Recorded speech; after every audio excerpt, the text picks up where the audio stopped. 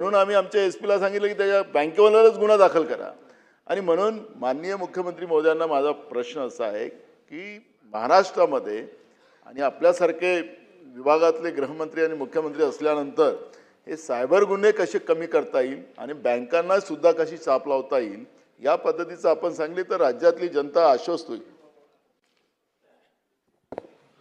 माननीय अध्यक्ष महोदय, मुळातच आता RBIने बँकांना एक सर्क्युलर दिलेला आहे आणि अशा प्रकारच्या गुन्ह्यांमध्ये पूर्वी बँका हात झटकायच्या. आता बँकेची चुकी, त्यांच्या कर्मचाऱ्याची चुकी किंवा त्यांनी SOP फॉलो केली नसेल तर ती सगळी नुकसान भरपाई बँकांनी द्यायची आहे. आता असा RBIने नियम केला आहे. आता फक्त प्रॉब्लेम कुठे येतोय की आपण बँकांना सांगतो फ्रीज करा, फ्रॉड झालेला आहे, एका अकाउंटमधून दुसऱ्या अकाउंटला गेलं, दुसऱ्या तिसऱ्या अकाउंटला फ्रीज ते करतात. पण फ्रीज केल्यानंतर ते पैसे परत मिळण्याकरता वर्ष 2-2 वर्ष लागतात. ते डीफ्रीजिंगमध्ये प्रॉब्लेम आहे. तर त्या संदर्भात आम्ही आता RBIला विनंती करतोय की RBIने जर पोलिसांनी सर्टिफाय केलं तर त्यांनी तो अकाउंट डिफ्रीज केला पाहिजे आणि ते पैसे परत दिले पाहिजेत, अशा प्रकारे आपण सांगितलं. आता मुळामध्ये जे फ्रॉड होत आहेत ना, हे कसे होत आहेत की फिशिंगचे फ्रॉड्स आहेत. म्हणजे तुमचा OTP सांगा, तुमचा पिन कोड सांगा, अशा पद्धतीनं ते होत आहेत. त्यातही आपली जी 1945 आणि 1930 असे जे 2 नंबर आहेत, तर जे फिशिंगने होतात त्याच्यामध्ये SMS जातो आणि तो जो काही अकाउंट होल्डर आहे त्याला ते समजतं माझ्या ह्याच्यातनं गेले. त्यांनी ते समजल्याबरोबर जर 1930 आणि 1945 कुठल्याही नंबरवर केला तर आत्ता आपल्याकडे इतकी ॲडव्हान्स सिस्टीम आहे. कारण आपण हे जे सेंटर ऑफ एक्सलन्स केलं आहे याच्यामध्ये सोशल मीडियाचे हँडल्स आपल्या याच्यावर आहेत, सगळ्या बँका आपल्याशी कनेक्टेड आहेत. पूर्वी आपल्याला ज्या गोष्टींकरता केंद्र सरकारच्या एजन्सीकडे जावं लागायचं ते आता आपल्याशी इंटिग्रेटेड आहे. त्यामुळे आपण ते पैसे लगेच थांबवू शकतो. यात प्रॉब्लेम कुठे येतो? प्रॉब्लेम जेव्हा लोक 4 तासांनी 5 तासांनी कंप्लेंट करतात त्यावेळी अनेकदा हे गुन्हेगार भारताच्या बाहेरच्या अकाउंटला ते ट्रान्सफर करतात आणि मग आपल्याला आणि अशा राज्यामध्ये अशा देशामध्ये जातात. भारताच्या बाहेर गेलं तरी हरकत नसते, पण अशा देशात नेतात की ज्या देशाशी आपली ट्रीटी नाही आहे आणि मग तो प्रॉब्लेम होतो. म्हणून आपला आता आपण बघितलं असेल की अवेअरनेस हा खूप मोठ्या प्रमाणात केंद्र सरकार आणि राज्य सरकारने सुरू केला आहे. आपण बघितलं असेल तर आता आपण कोणालाही फोन लावला तर आपल्याला डिजिटल अरेस्टची ॲड ऐकावी लागते, पिन कोणाला देऊ नका म्हणून ॲड ऐकावी लागते. त्यामुळे मोठ्या प्रमाणात ही जाणीव जागृती आपण करतोय. तथापि इतकी जाणीव जागृती करूनही चांगले लोक डिजिटल अरेस्ट करता पैसे देताना आपल्याला पाहायला मिळतात. त्यामुळे अधिक जाणीव जागृती करणं हे अत्यंत महत्त्वाचं आहे. ते राज्य सरकार आणि केंद्र सरकार मिळून आम्ही निश्चितपणे करू. आता पुढे जाऊया. शेवटचं एक 10 सेकंदात विचारा तुम्ही, त्याच्या पुढे नाही. माझ्या मुख्यमंत्री महोदय 1,10,00,000 रुपये माझ्या धाराशिव साखर कारखान्याचा असा फ्रॉड झाला. हे सगळेजण दुसऱ्या सांगतायत, मी माझं स्वतः सांगतोय. आणि फ्रॉड असा झाला की 17 एप्रिलला दुपारी 2 वाजता आमच्या फायनान्स मॅनेजरला भावाच्या फोनवरनं फोन आला की आणि पैसे ट्रान्सफर झाले. आम्हाला ज्यावेळेस SMS आला कळालं, तात्काळ आम्ही SP साहेबांना बोलून त्याची लगेच नोंद केला गुन्हा. साधारणपणे 4 तासात सगळे अकाउंट 32 अकाउंटवर पैसे गेले. तिथून 850 अकाउंटला पैसे गेले आणि पोलिसांचं कौतुक, अभिनंदन की 24 तासात 7 आरोपी पकडले. पण अडचण काय झाली की आज 29 लाख रुपये फ्रीज आहेत 1,10,00,000, पण ते काही मिळत नाहीत. उर्वरित पैसे काही फ्रीज होत नाहीत आणि आज 24 तासात आरोपी पकडले. आणि पुढची घटना अशी घडली की त्यांच्या बाबतीत कुठलाही पुरावा पोलिसांनी दिला नाही. चार्जशीट दाखल करायचं त्यांना अडचण होती आणि त्या लोकांचे जामीन झाले. ती लोक आता राजरोज फिरतायत आणि माझे मात्र पैसे अडकलेत. तर हे जामीन होणे म्हणून 420 सारखा जो गुन्हा होतोय तर त्यात आपल्याला बदल करावा लागेल की ह्याचा जामीन होणे आणि ह्याला सजा जर 7 वर्षाच्या आतली असेल, त्यामुळं कोर्ट लगेच जामीन देते आणि मग पैसे अडकून पडतायत. आणि असे एका म्हणजे लोकप्रतिनिधीच्या बाबतीत घडलं म्हणून एवढं अवेअर तर झालं, बाकीच्या बाबतीत माहीत होत नाही. तर ह्याच्यावर कायदा आपल्याला काहीतरी वेगळ्या पद्धतीने करावी ही विनंती. सन्माननीय सदस्यांनी जे सांगितलंय ही वस्तुस्थिती आहे की अलीकडच्या काळामध्ये माझ्या नंबरवरनं तुम्हाला फोन करता येतो. म्हणजे तुमच्या याच्यावर माझा नंबर दिसेल आणि लोक बिलीव्ह करतात आणि आपला OTP देतात, पैसे ट्रान्सफर करतात. आता या केसमध्ये जसं आपण सांगितलं की लगेच जर सांगितलं तर ते आपण फ्रीज करतो. आता तुमच्या केसमध्ये पूर्ण फ्रीज नाही झाले, पण काही अमाऊंट फ्रीज झाला. तो डिफ्रीज करायला जी अडचण येते, आम्ही मगाशी सांगितलं ही अडचण आहे, ते डिफ्रीज करण्याकरता आम्ही RBIला सांगतोय की पोलिसांनी सर्टिफाय केल्यानंतर करा. आता याच्यात मुळात अडचण कुठे आलेली आहे, तर अडचण अशी आलेली आहे की जेव्हा आपण IT ॲक्ट लावतो त्यावेळी त्याच्यासोबत आपल्याला BNS म्हणजे जुना IPC लावता येत नाही.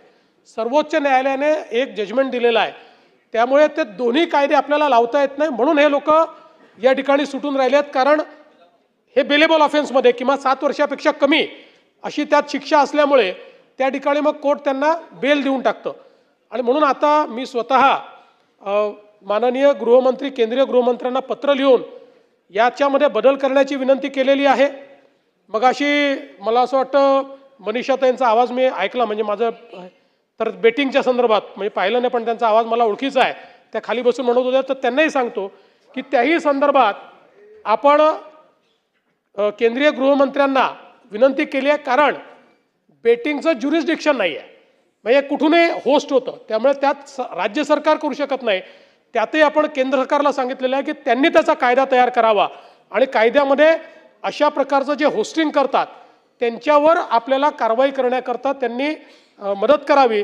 त्यामुळे केंद्रीय कायदा असल्यामुळे तो अधिक कडक करण्याकरता महाराष्ट्राची शिफारस आपण पाठवली आहे. विधेयके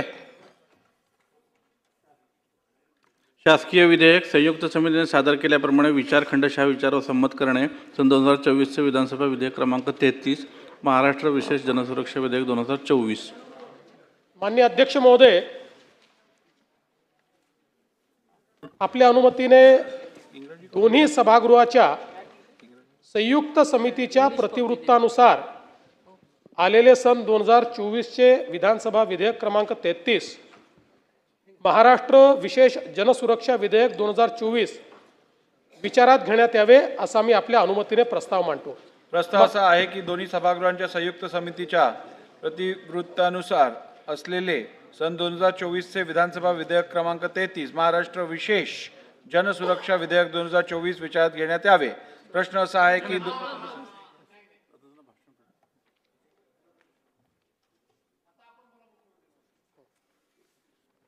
महोदय, दोन्ही सभागृहाच्या संयुक्त समितीच्या प्रतिवृत्तानुसार असलेले सन 2024चे विधानसभा विधेयक क्रमांक 33 महाराष्ट्र विशेष जनसुरक्षा विधेयक 2024 संमत करावे असा मी आपल्या अनुमतीने प्रस्ताव मांडतो. अध्यक्ष महोदय, या ठिकाणी आपल्याला कल्पना आहे की हे जे काही विधेयक आहे हे विधेयक आपण डिसेंबरच्या अधिवेशनामध्ये सभागृहामध्ये मांडलं होतं आणि त्यानंतर सभासदांची अशी इच्छा होती की याच्यावर विस्तृत चर्चा झाली पाहिजे आणि राज्य सरकारलाही या विधेयकाबद्दल वेगवेगळ्या प्रकारच्या ज्या अफवा होत्या त्या अफवांना योग्य उत्तर मिळालं पाहिजे आणि लोकशाही पद्धतीनं हे विधेयक मंजूर झालं पाहिजे. म्हणून आपण हे संयुक्त चिकित्सा समितीकडे पाठवायचा निर्णय घेतला. या संयुक्त चिकित्सा समितीमध्ये श्री चंद्रशेखरजी बावनकुळे माननीय महसूल मंत्री हे समिती प्रमुख म्हणून यांनी चांगलं काम त्या ठिकाणी केलं.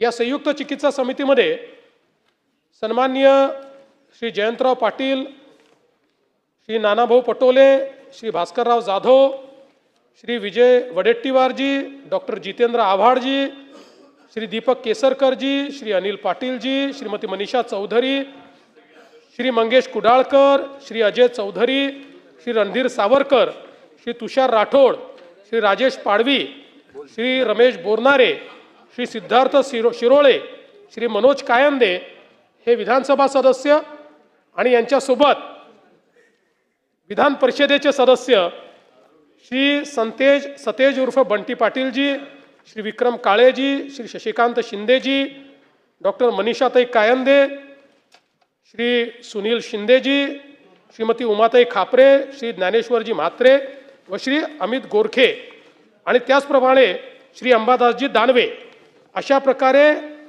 या सर्व सदस्यांनी या विधेयकावर या ठिकाणी संयुक्त चिकित्सा समितीमध्ये काम केलं.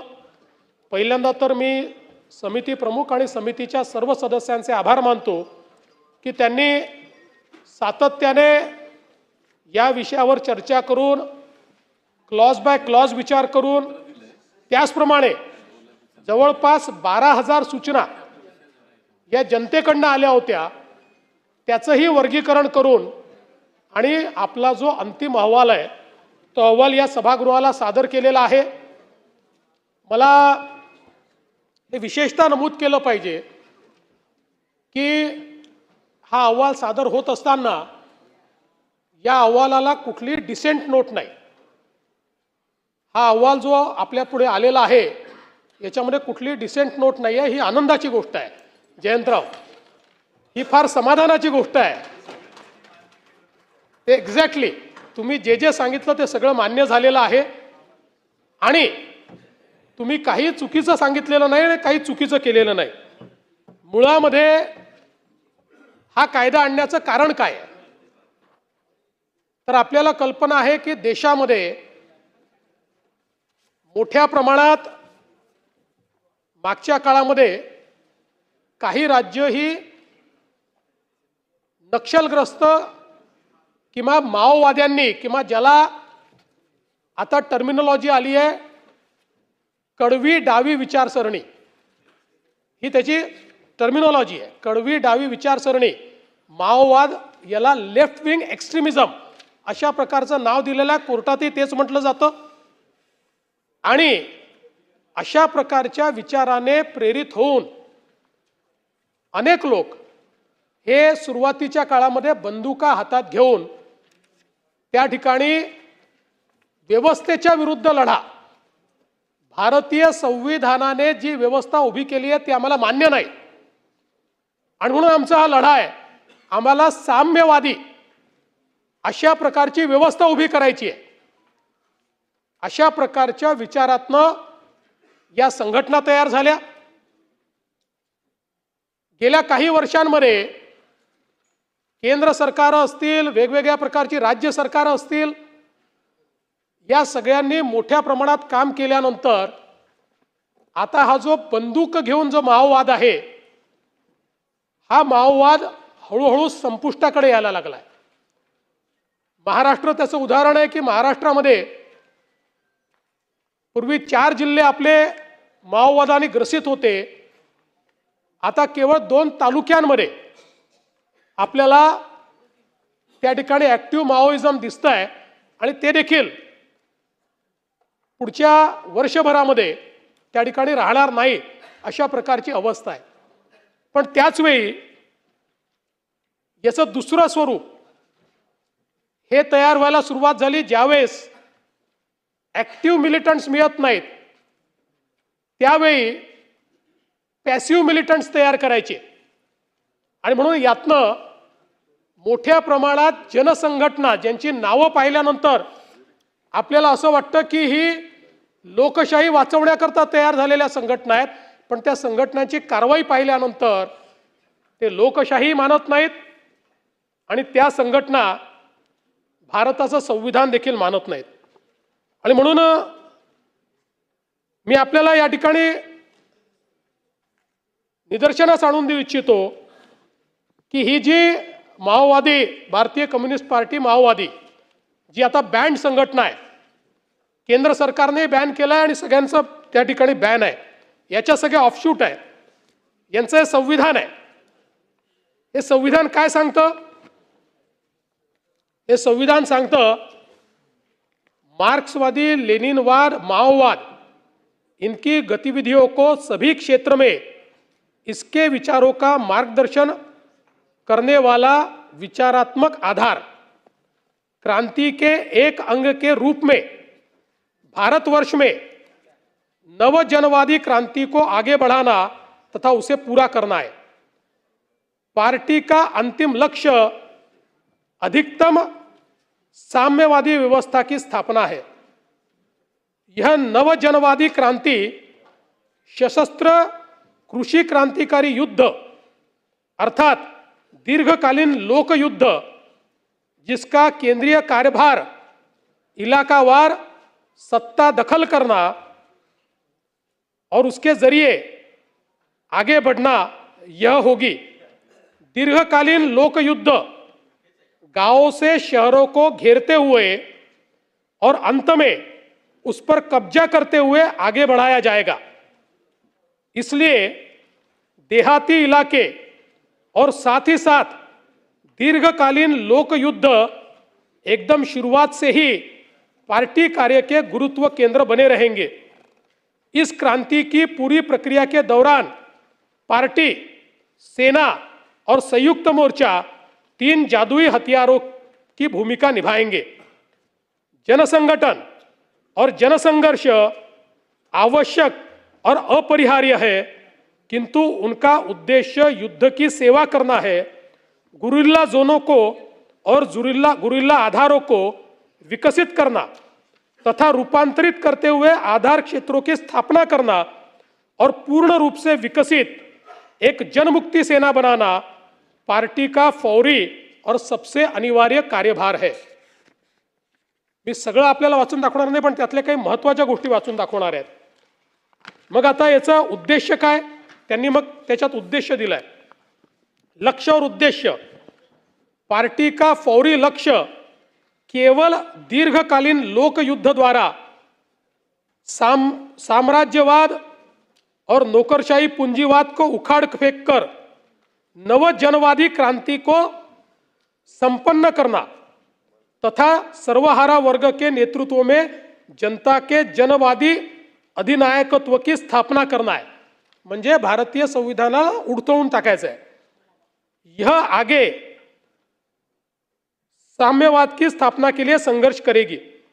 पार्टी का अंतिम लक्ष्य सर्वहारा वर्ग के नेतृत्व में क्रांति को निरंतर जारी रखते हुए साम्यवाद की स्थापना करना और इस दुनिया से शोषण की व्यवस्था को समाप्त करना। आता याच्या पलीकडे सगळ्यात महत्त्वाचा पॅराग्राफ तुम्हाला वाचून दाखवतो, त्यांचं काय म्हणणं आहे, काय करायचं आहे त्यांना।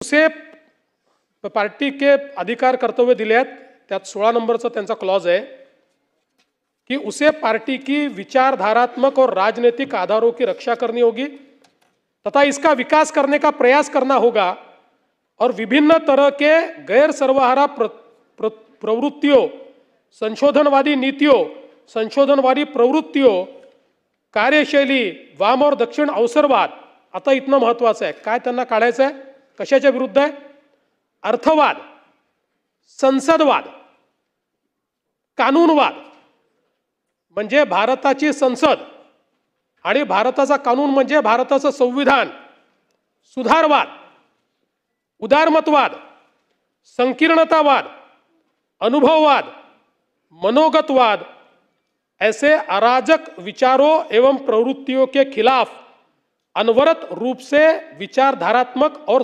राजनीतिक संघर्ष संचालित करना। कोणाच्या विरुद्ध आहे, देशाच्या संविधानाच्या विरुद्ध, देशाच्या संसदेच्या विरुद्ध, सुधारमतवादाच्या विरुद्ध, उदारमतवादाच्या विरुद्ध, अनुभववादाच्या विरुद्ध आणि मनोगतवादाच्या विरुद्ध निरंतर युद्ध पुकारायचं, अशा प्रकारची यांची नीती आहे। आणि हे कुठे कुठे करायचं, केवळ जंगलामध्ये करायचं असं नाही। मी त्यातला मधला पोर्शन वाचतोय, नगर शहर कमेटी उसी स्तर में चुनी जाएगी, पार्टी सेल इसके किसी एक गांव में अथवा 2 या 3 गांवों को मिलाकर अथवा एक फैक्ट्री अथवा एक शैक्षणिक संस्थान में अथवा मोहल्ले में अथवा 2-3 मोहल्लों को मिलाकर 3 से 5 सदस्य ये चुने जाएंगे और जन संगठनों की इकाइयों में सेल गठित किए जाएंगे।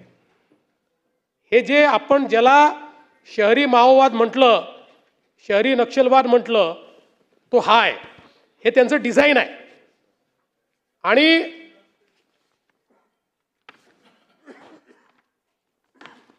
याच्यामध्ये कार्यप्रणाली काय, पार्टी शुरू से ही सेना पर पूर्ण नियंत्रण करेगी। चूंकि पार्टी क्रांति की संपूर्ण राजनीतिक रणनीति और कार्यनीति का निर्धारण करती है, इसलिए यह अपने सामने दीर्घकालीन लोक युद्ध के विकास के स्तर को ध्यान में रखते हुए सेना के भीतर पार्टी संगठनों और कार्यप्रणाली और उनके रूपों को भी निर्धारित करेगी। आणि जन संगठनों की कार्यकारिणी कमेटियों में पार्टी फ्रॅक्शन गठित किए जाएंगे। वास्तविक जनसंघटन म्हणजे हे जे ज्या संघटना आपण बॅन करा म्हणतोय त्या संघटना म्हणजे जनसंघटन म्हटलेलं आहे। वास्तविक ठोस परिस्थितियों के अनुसार उपयुक्त तरीके अपनाते हुए पार्टी फैक्शन जन संगठनों की कार्यकारिणी कमेटियों का मार्गदर्शन करेंगे। फैक्शन गुप्त रूप से काम करेगा। फैक्शन का मार्गदर्शन करने वाली पार्टी कमेटी सदस्य की राय अंतिम मानी जाएगी। यदि फ्रैक्शन कमेटी के सदस्य कोई भिन्न मत रखते हो तो अपने विचार को लिखित रूप से संबंधित पार्टी के उच्चतर कमेटी में वो ले जाएंगे। म्हणजे हे एक डिझाईन आहे की ज्या डिझाईनमध्ये या ठिकाणी भारतीय संवैधानिक व्यवस्था उलटून लेनिन आणि मार्क्सने जी व्यवस्था चीनमध्ये उभी केलेली आहे ती व्यवस्था या देशामध्ये उभं करायचा अशा प्रकारचा हा यांचा विचार आहे। आणि म्हणूनच आपण जर बघितलं तर या संदर्भात यापूर्वी अशा प्रकारचा कायदा तेलंगणा राज्याने केला, आंध्र प्रदेश राज्याने केला, ओरिसाने केला, झारखंडने केला आणि या सगळ्या राज्यांनी हा जो कायदा केला यानुसार केंद्र सरकारने सगळ्या राज्यांना हे ॲडवाइस केलं की राज्यांनी असा कायदा केला पाहिजे। आणि याच्या पाठीमागचं कारण काय झालं तर यापूर्वी अशा प्रकारचं बॅन करताना काही केसेसमध्ये आपण UAPA लावला आणि सर्वोच्च न्यायालयाने एक निकाल दिला की जोपर्यंत ॲक्टिव्ह टेरर ॲक्टिव्हिटी होत नाही तोपर्यंत UAPA लावता येणार नाही। आणि म्हणून त्या ठिकाणी आपल्या असं लक्षात आलं की आता UAPAच्या माध्यमातून अशा प्रकारच्या गोष्टींवर कारवाई करता येणार नाही। आणि म्हणून मग जी सगळी राज्य होती त्या सगळ्या राज्यांना केंद्र सरकारने हे जे काही 4 राज्यांनी कायदे केलेले आहेत या कायद्यांसारखा कायदा करण्याकरता या ठिकाणी सांगितलं। आता मला हे देखील लक्षात आणून द्यायचंय की हा अर्बन माओवाद आज आलेला आहे का? आपण बघा की UPAचं सरकार असताना हा 18 फेब्रुवारी 2014ला विचारलेला प्रश्न आहे होम अफेअर्स मिनिस्ट्रीला आणि त्याच्यामध्ये प्रश्न काय विचारलाय whether under increasing pressure from security forces the Naxalites have enclosed in deep forest have started spreading their wings throughout the country by forming front organization. If so, the government has identified such organizations working from Naxalites. If so, name such organizations operating out of Delhi and various other parts of the country. The details of the action taken to keep watch on the operations of the organization and the action taken against them. त्यावेळी home मिनिस्टरनी दिलेला या ठिकाणी reply आहे। ज्या रिप्लायमध्ये त्यांनी काय म्हटलंय on the occasions during operation by security forces the CPI Maoist underground cadres shift to softer areas including urban areas looking for safe hideouts. On such occasions, the overground front organizations provide safe hideouts to armed cadres. The front organizations also facilitate procurement of supplies to the Maoist war machinery. They also initiate legal action on various issues to slow down the enforcement regime. they also adept at the dissemination of propaganda and disinformation to demonize the state and security forces. Of late, it has also come to notice that members of such fronts and organizations are mentoring professional revolutionaries to be inducted in the underground movement. दुसरं उत्तर त्यांनी काय दिलंय? Yes, madam, the list of active front organizations of the CPI Maoists operating in the country is annexed.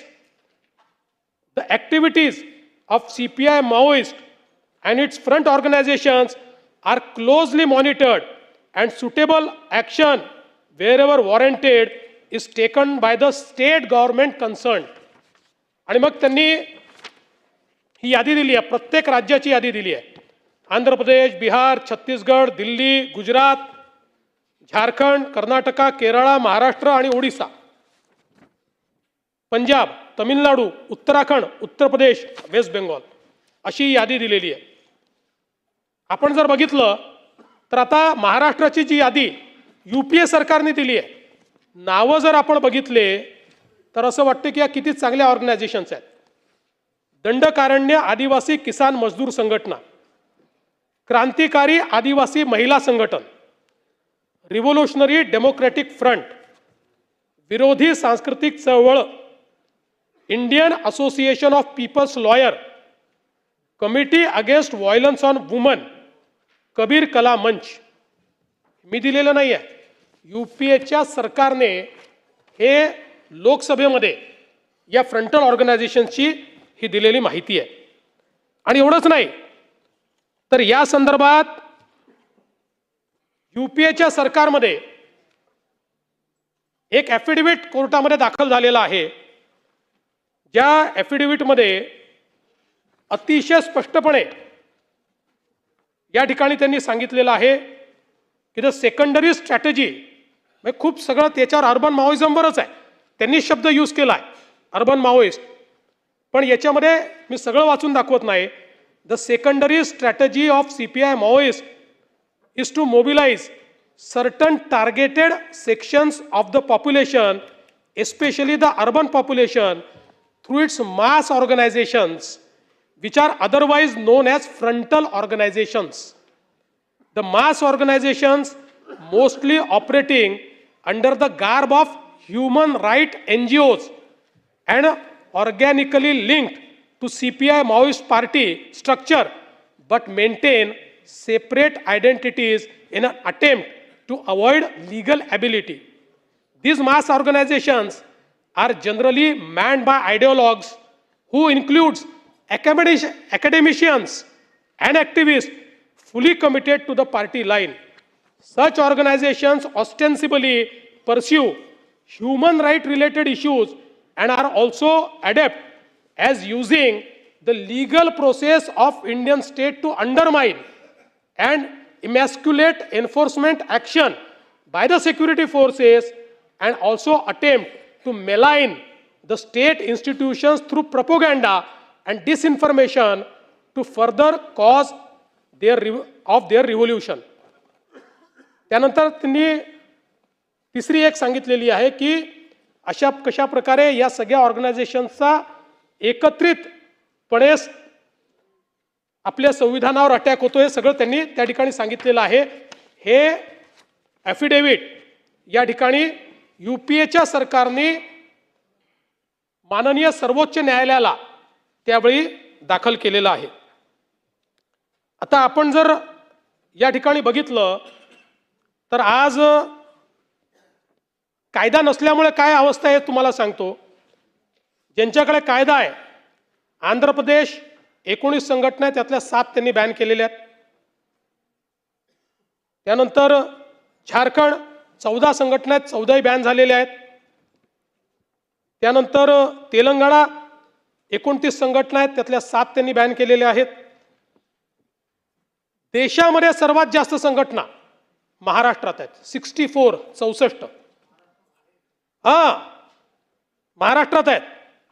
हा लोकसभेत आलेला आहे आकडा. सगळ्यात जास्त जनसंघटना या महाराष्ट्रामध्ये आहेत अशा प्रकारच्या कडव्या डाव्या विचारसरणीच्या 64 एकही बॅन नाही आहे. आणि याच्या व्यतिरिक्त 6 संघटना अशा आहेत महाराष्ट्रामध्ये की ज्या या 4 राज्यांनी बॅन केल्या आहेत, पण महाराष्ट्रामध्ये कायदा नसल्यामुळे ते महाराष्ट्रात ऑपरेट करतायत. त्यांचं हेड ऑफिस महाराष्ट्र आहे आणि ते महाराष्ट्रातनं ऑपरेट करतायत. त्यामुळे एक प्रकारे महाराष्ट्रात सेफ हेवन झालाय. आणि अशा प्रकारे 4 राज्यांनी बॅन केलेल्या संघटना महाराष्ट्रात ऑपरेट करतात. 64 संघटना. आता जर आपण बघितलं तर सगळ्यात मोठा हॉटबेड हा त्यांनी या ठिकाणी महाराष्ट्र सांगितलेला आहे. आणि त्यातही जे काही त्यांचे डॉक्युमेंट्स आहेत वेळोवेळी छाप्यांमध्ये सापडलेले आहेत, त्याच्यामध्ये मुंबई, पुणे, नागपूर, नाशिक आणि गडचिरोली, कोकण, अमरावती आणि बीड प्रदेशाचा समावेश. याच्यामध्ये हे सगळं विस्तारित करायचं आहे अशा प्रकारचे त्यांचे हे सगळे डॉक्युमेंट्स आपल्याला या ठिकाणी सापडलेले आहेत. आणि म्हणूनच हा जो काही कायदा आपण या ठिकाणी करण्याचा प्रयत्न करतो आहोत, अशा प्रकारे आता जेव्हा गडचिरोली सारख्या ठिकाणी ॲक्टिव्ह केडर संपताय, त्याचवेळी पॅसिव्ह अशा प्रकारे भारतीय संविधानाच्या विरुद्ध चीड निर्माण करायची, लोकांचं ब्रेन वॉश करायचं, जसं ISI किंवा ISIS हे रॅडिकलायझेशन करतं, हे वेगळ्या प्रकारचं रॅडिकलायझेशन आहे. आणि याच्यामध्ये जे ॲफिडेव्हिट मी वाचलं त्यात त्यांनी डिटेलही दिले आहेत. चांगल्या चांगल्या प्राध्यापकांचं ब्रेन वॉश करतात, चांगल्या चांगल्या ब्युरोक्रॅटचं ब्रेन वॉश करतात. अशा प्रकारची त्यांची मोडस ऑपरेंडी आहे. आणि म्हणून हा कायदा आपण तयार करायला घेतलेला आहे. आणि आता या कायद्याच्या संदर्भात काही लोकांच्या मनामध्ये संभ्रम आहे. पहिल्यांदा तर या कायद्यामध्ये इंडिव्हिज्युअलला अटकच करता येत नाही.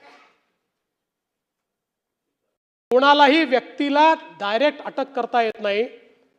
जेव्हा एखादी संघटना बॅन होते, बॅन झालेल्या संघटनेचा जर तो सदस्य असेल तरच त्याला अटक करता येते. त्यामुळे हे जे काही सांगितलं तर सरकारच्या विरोधात बोलतात म्हणून आम्ही अटक करून टाकू, विरोधाचा आवाज दाबण्याकरता, हे कुठेही या कायद्यात नाही, असं करता येत नाही. नाही, असं करताच येत नाही. आणि असं करायचा प्रयत्न केला तर असा कायदा टिकूही शकत नाही. दुसरं, आपण जर बघितलं असेल तर या कायद्याने सगळ्यात मोठं मेकॅनिझम काय उभं केलं आहे? सगळ्यात मोठं मेकॅनिझम हे आहे की एखादी संघटना अशा प्रकारचं काम करते असं लक्षात आल्यानंतर राज्य सरकारला किंवा पोलीस जो काही यंत्रणा आहे त्या यंत्रणेला ते नोटिफाय करावं लागेल आणि एका प्राधिकरणाकडे जावं लागेल. प्राधिकरणात कोण आहे? हायकोर्ट जज, डिस्ट्रिक्ट जज आणि PP अशा 3 जणांचं प्राधिकरण आहे. या प्राधिकरणापुढे जाऊन हे सगळे पुरावे मांडावे लागतील आणि त्यांनी हे पुरावे बरोबर आहे असं जर सांगितलं तरच नोटिफिकेशन काढता येईल. आणि नोटिफिकेशन काढलं तरच मेंबरवर कारवाई करता येईल. म्हणजे हा पहिला कायदा असा आहे की ज्या कायद्यामध्ये एखाद्याला दोषारोप ठेवायच्या आधी किंवा एखाद्याला पकडायच्या आधी पहिले आपण न्यायालयाकडे चाललो आहे, पहिले न्यायालयाची परवानगी घेतोय, न्यायालयीन व्यवस्थेची परवानगी घेतोय की बाबा हे बघा आमच्याकडे पुरावे आहेत. आणि त्या पुराव्याच्या आधारावर जर त्यांना वाटलं की पुरावे बरोबर आहेत तर ते परवानगी घेतील, तर नोटिफिकेशन कन्फर्म होईल. नोटिफिकेशन कन्फर्म झालं तर पुढची कारवाई काय? तर मग बँड ऑर्गनायझेशन, जसं सिमी बॅन झाली मागच्या काळामध्ये. आता सिमी जेव्हा बॅन झाली, सिमी तर UAPA मध्ये झाली, पण सिमी जेव्हा बॅन झाली त्यावेळी UPAचं सरकार होतं. सिमी बॅन झाल्यानंतर त्याचे ऑफिसेस अटॅच झाले.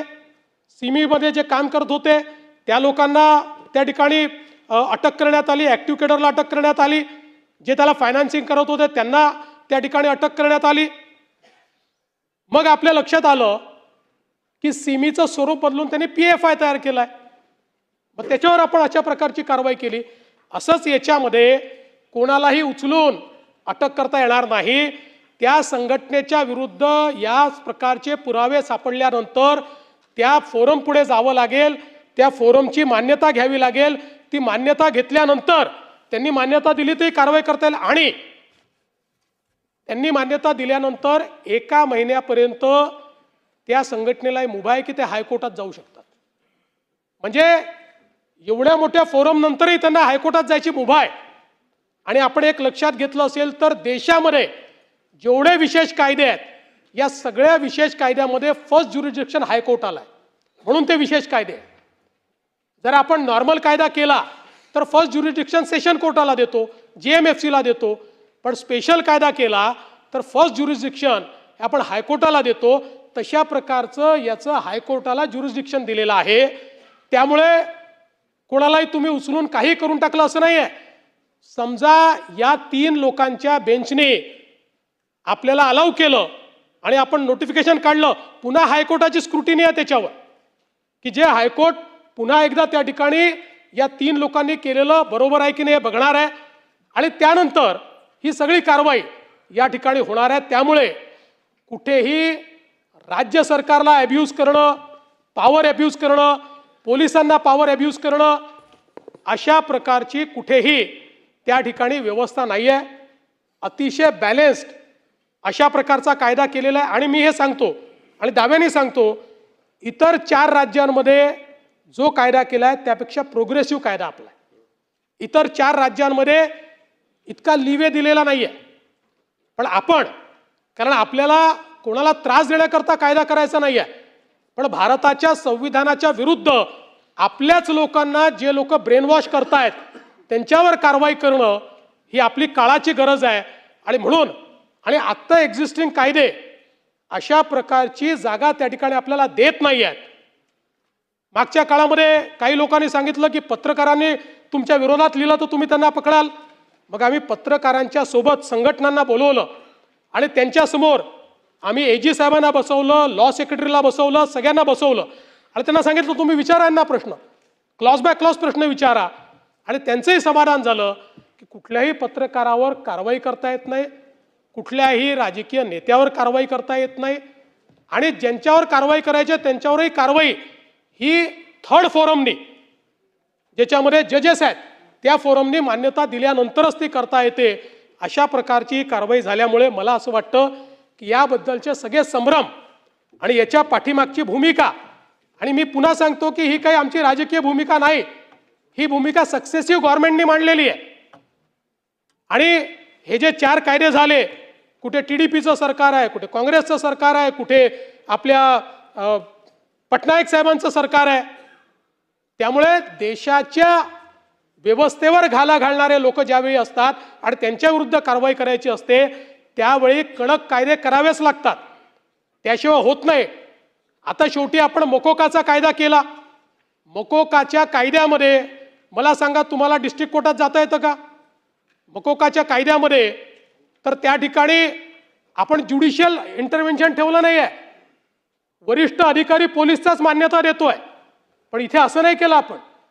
या ठिकाणी आपण थर्ड पार्टी ठेवलेली आहे, इंडिपेंडंट पार्टी ठेवली आहे की जी या संदर्भातला निर्णय देणार आहे. म्हणून माझी या सभागृहाला विनंती आहे की या कायद्याचा कुठलाही दुरुपयोग होणार नाही, ती करण्याची आमची मानसिकता नाही. हा कायदा देशाच्या सुरक्षिततेकरता, महाराष्ट्राच्या सुरक्षिततेकरता आणि भारतीय संविधानाच्या संदर्भात जे युद्ध पुकारू इच्छितात त्यांच्या विरुद्ध तयार केलेला कायदा आहे. आणि म्हणून या कायद्याला, या बिलाला या सभागृहाने एकमताने मान्यता द्यावी, अशा प्रकारची मी आपल्याला विनंती करतो. बोला.